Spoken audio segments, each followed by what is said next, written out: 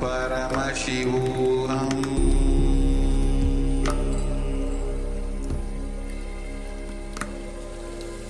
Om Nithyananda Paramashivoham Om Nithyananda Paramashivoham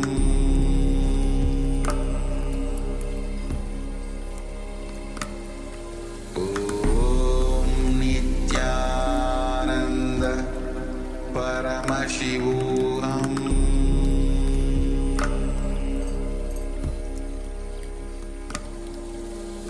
Om Nithyananda Paramashivoham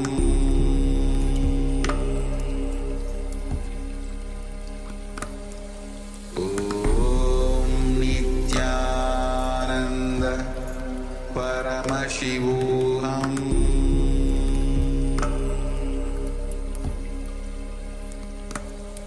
Om Nithyananda Paramashivoham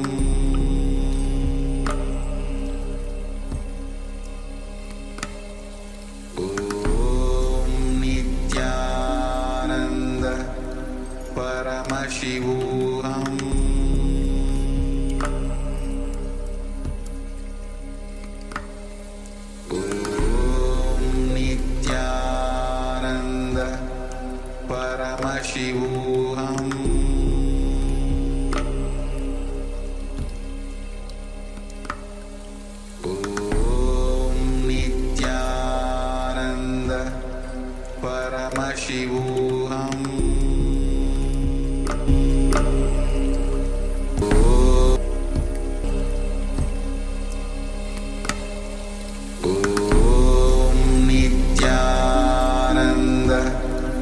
Paramashivoham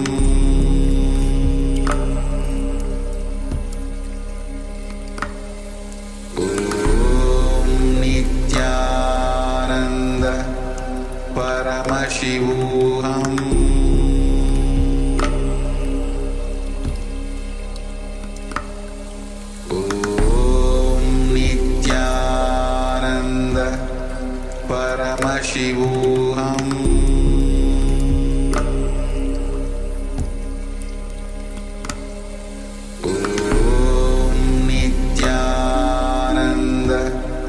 Paramashivoham Paramashivoham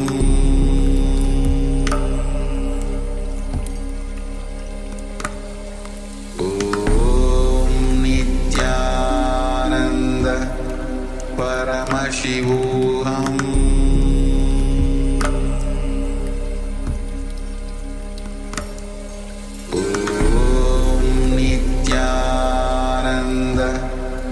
Paramashivoham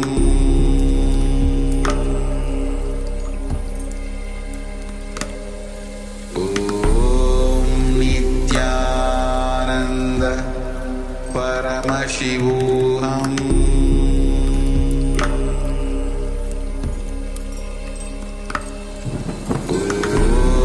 Nithyananda Paramashivoham Om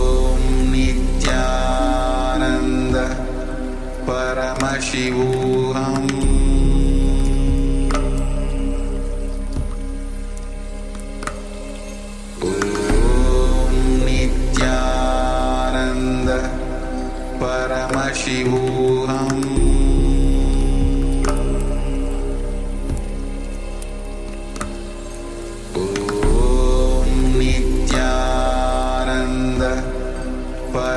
Paramashivoham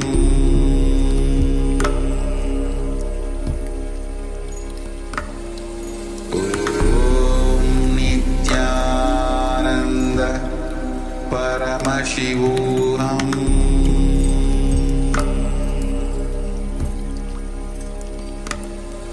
Om Nithyananda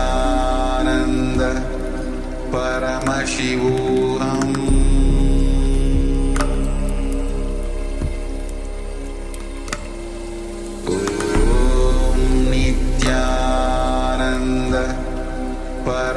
Paramashivoham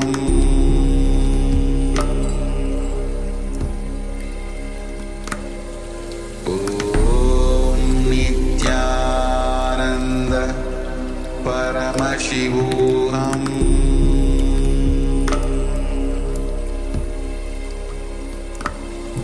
Om Nithyananda Paramashivoham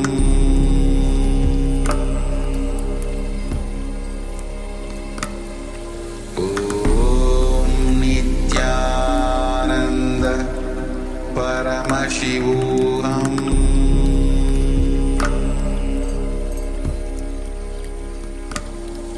Om Nithyananda Paramashivoham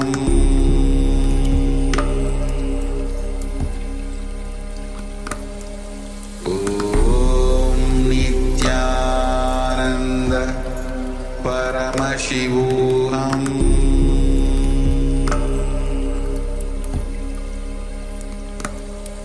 Om Nithyananda Paramashivoham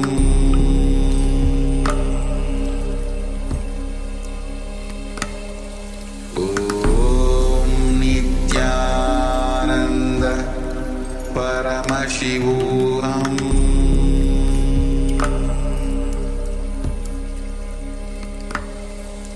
Om Nithyananda Paramashivoham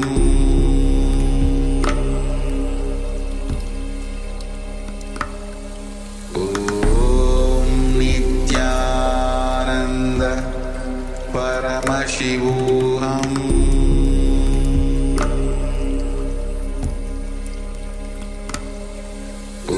Om Nithyananda Paramashivoham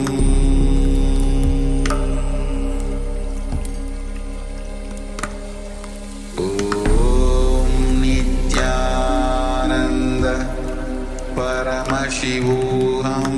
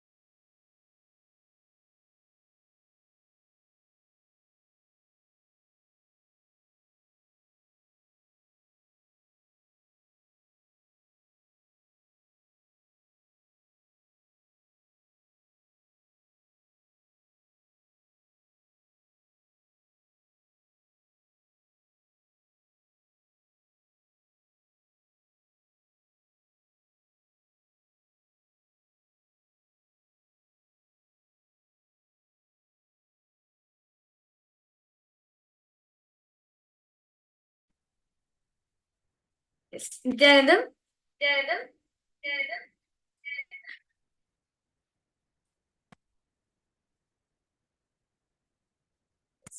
Nithyanandam to all the participants. Sorry for a technical glitch. Yes. We would like to welcome each and every one of the participants for today's Paramashivoham program. And let us now get ready for the amazing power manifestation session, which all of us are going to be starting now. Today, all of us will be receiving the darshan of Bhagavan Mahasadashiva Murti, form of Paramashiva manifesting through Swamiji, where you will be learning how you can experience the conscious elasticity within you. So let us all to begin with that process before we learn all the different sciences that Swamiji has given. For this, let us all enter into the power manifestation. So I request all the participants to please take a moment to bring your eye bands or a cloth for tying your eyes as we enter into the third eye reading. As we are getting ready for the power manifestation session, let us all listen to the direct words of Paramashiva. What Paramashiva says in the source scriptures in the Vijnana Bhairava Tantra, Sutra 34, Dharana 11. Paramashiva says, Kapalantar manonyasat tishtan mili talochanaha kramena manaso dadhyat lakshayet lakshamuttamam.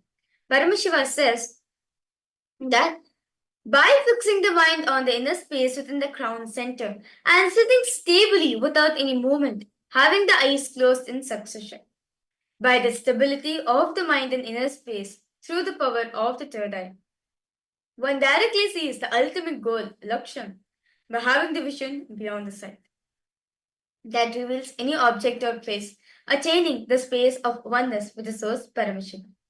And very beautifully, Bhagavan Shri Krishna speaks about the same thing in the Bhagavad Gita, chapter 11, verse 8, where he says, Natumam shakyase trashtum anenaiva svachakshusha divyam dadamite chakshuhu pashyame yogameshwaram. Bhagavan Krishna says to Arjuna that the two physical eyes which are having, but you cannot see my cosmic form with these physical eyes of yours. Therefore, I grant you the divine third eye vision. Behold my cosmic appearance. So it is through the third eye. Arjuna sees the Vishwarupa darshan given by Sri Krishna. And Swamiji also experienced the same thing when Swamiji was the age of 12. Swamiji was sitting and contemplating, seeking the source of the first person within himself. And as Swamiji was seeking, suddenly Swamiji could feel something happened. Swamiji could feel everything around him, above him, the whole 360-degree vision, 10 directions, everything Swamiji was able to see. Not just that, he was able to feel, experience all of that as the skin of the stone on which he was sitting, or the temple tower, the Arunachala tree, anything which was there around Swamiji. Swamiji could feel himself. Swamiji could feel his presence in all of these items, in all the things. So that's the same experience. That's the space all of a sudden right now for doing the power manifestation. So let's all get ready. Can I request all participants now to please get your eye-bands and come? Yes, please bring your eye-bands and you can tie your wrists.